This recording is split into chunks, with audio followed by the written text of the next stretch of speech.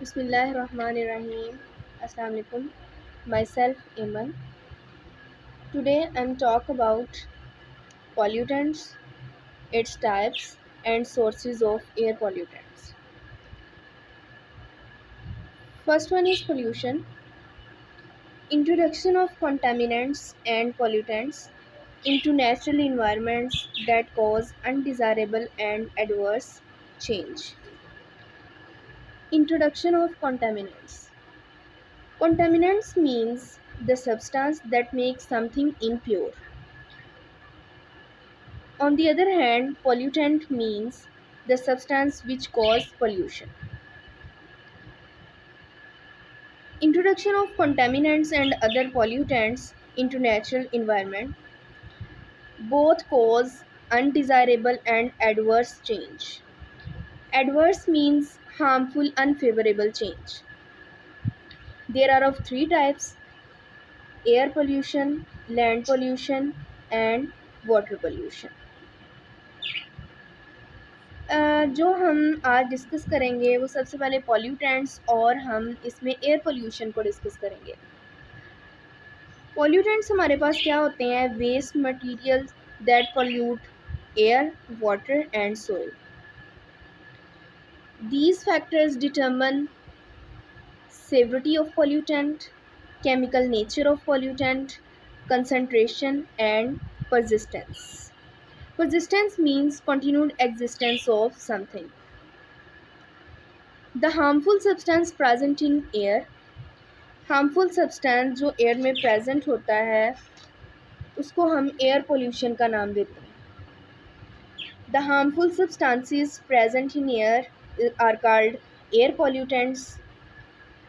Air pollutants changes the weather, badly affect the human health, damage the plants and destroy buildings. It's all due to air pollution. Next जो हम discuss करेंगे वो है types of pollutants. There are of two types of air pollutants. Major air pollutants are primary pollutants and second one is secondary pollutants. First में हम देखते हैं primary pollutants हमारे पास क्या है। द वेस्ट और exhaust product driven out because of two conditions: combustion of fossil fuels and organic matter. Combustion of fossil fuel और organic matter की वजह से वेस्ट और एग्जॉस्ट प्रोडक्ट को ड्राइवन आउट किया जाता है।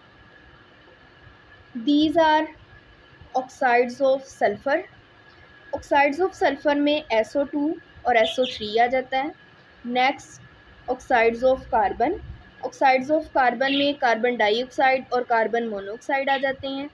Oxides of nitrogen, specially nitric oxide, और नाइट्रिक ऑक्साइड का फॉर्मूला है NO।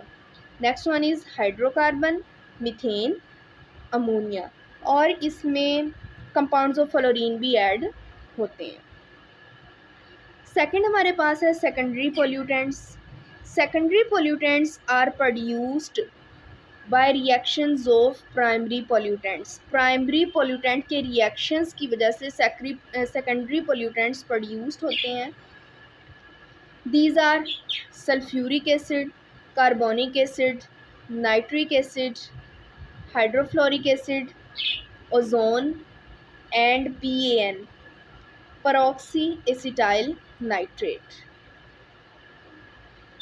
नेक्स्ट हम देखेंगे कि एयर पोल्यूटेंट के सोर्सेज क्या हैं हमारे पास। इसके हमारे पास सोर्सेज क्या हैं?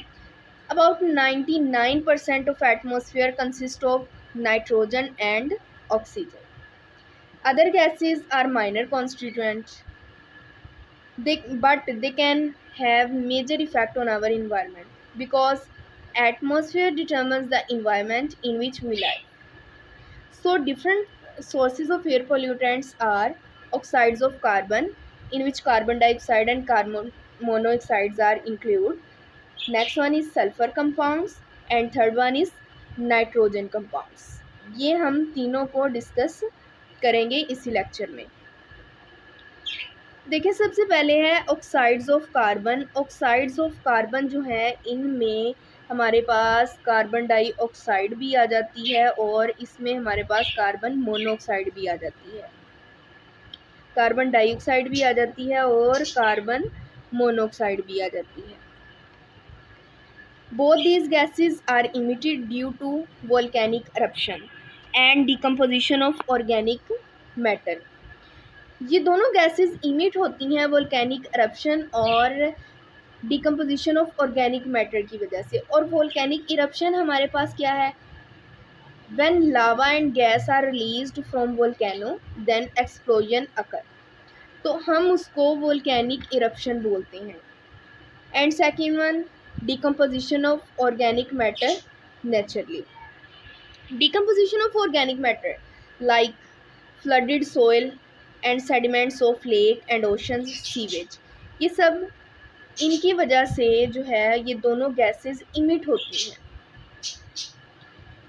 नेक्स्ट हमारे पास जो इमिशन ऑफ दीज गैसेस के मेजर सोर्सेज हैं वो है कंबस्शन ऑफ फॉसल फ्यूल।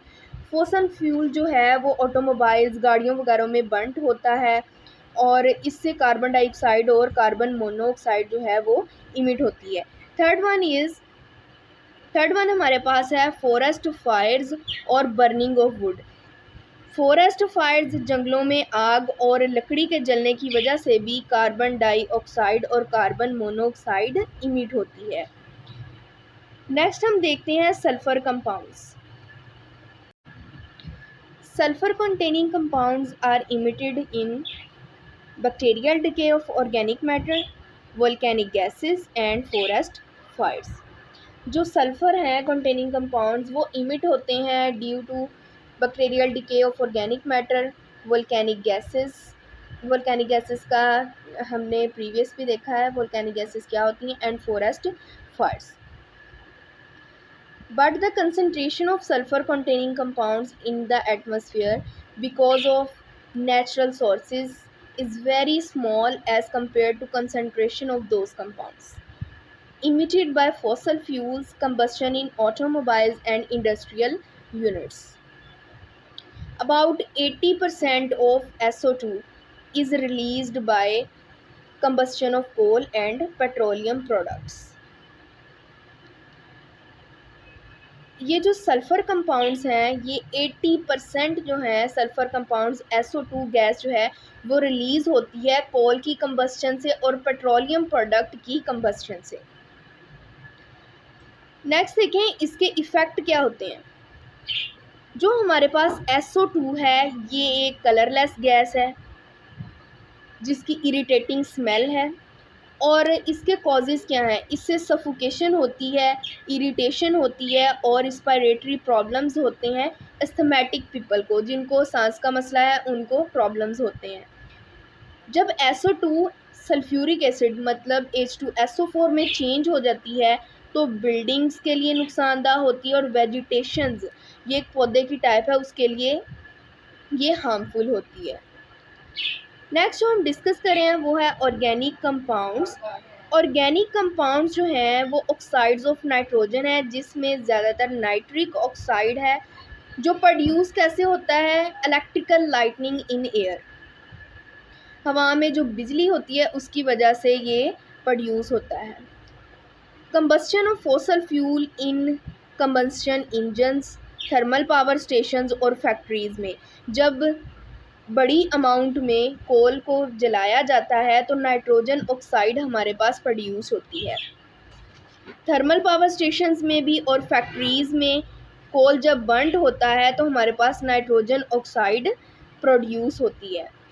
इसके हमारे पास कुछ इफ़ेक्ट्स हैं कि नाइट्रोजन ऑक्साइड जो है वो कैसे इफ़ेक्ट करती है। नाइट्रोजन ऑक्साइड गाड़ियों से हवा में एंटर होती है, ठीक है, फिर इससे ब्रीथिंग पैसेज में इरिटेशन होती है, सांस लेने में हमें प्रॉब्लम होती है। जब यही ऑक्साइड जो है वो नाइट्रिक एसिड की फॉर्म में होते हैं तो पानी में वाटर वेपर्स की फॉर्म में कंबाइन करते हैं तो इससे एसिड रेन होती है, ठीक है। ये ऑक्साइड जो है नाइट्रिक एसिड की शक्ल में आते हैं जब हवा में वाटर वेपर्स के साथ कंबाइनिंग करते हैं तो इस वजह से एसिड रेन प्रोड्यूस होती है। और एसिड रेन जो है वो बहुत अफेक्ट करती है, बहुत हार्मफुल है प्लांट्स के लिए, एनिमल्स के लिए, ह्यूमन बींग्स के लिए, मोनूमेंट्स, बिल्डिंग्स वगैरह सब के लिए हार्मफुल है। ये हम नेक्स्ट लेक्चर में डिस्कस करेंगे। इस वीडियो को लाइक करें, शेयर करें और कमेंट करें। इंशाल्लाह नेक्स्ट लेक्चर में मुलाकात होगी। अल्लाह हाफिज़।